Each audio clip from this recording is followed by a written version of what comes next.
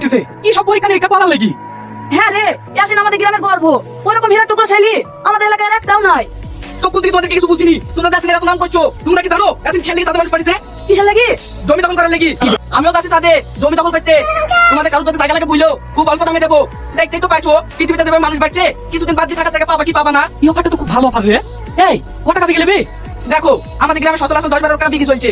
এবার তাদের জমি দাম তো বেশি হবে, তবে আমারও সাথে যাওয়ার লেগে কিছু টাকা শর্ট করছে। তোমরা যদি এখন আমাকে 50,000 টাকা করে দাও, তাহলে কথা দিছি তোমাদের নামে 1 বিঘা জমি লিখে দেবো।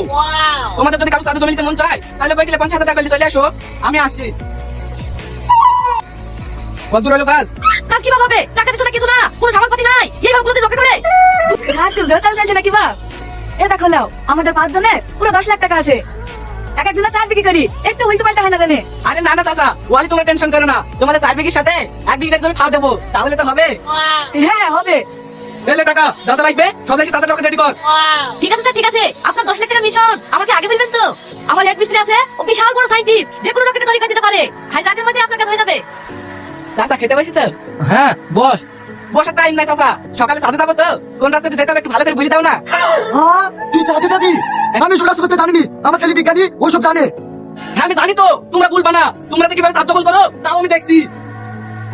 ও মিস্ত্রি ভাই, আর কতক্ষণ লাগবে? ভাই মিস্ত্রি বলো না, সাইন্টিস্ট বলো, সাইন্টিস্ট। কোনো চিন্তা নাই, সব ঠিক আছে। 2 ঘন্টার মধ্যে তাতে পৌঁছে যাবা। কে যাবে কে? আমি। ঠিক আছে, উঠি পড়ো। ও সাইন্টিস্ট ভাই, আমার এই টিফিনটা দাও না, রাস্তায় খিদে লাগলে খেতে হবে। ও বাবা খিদে ডালি যাও না, জমি বাবা খিদে। আরে জি, আমি তো ভুলে গেছি। নো দাও চাচা দাও। এই লাও।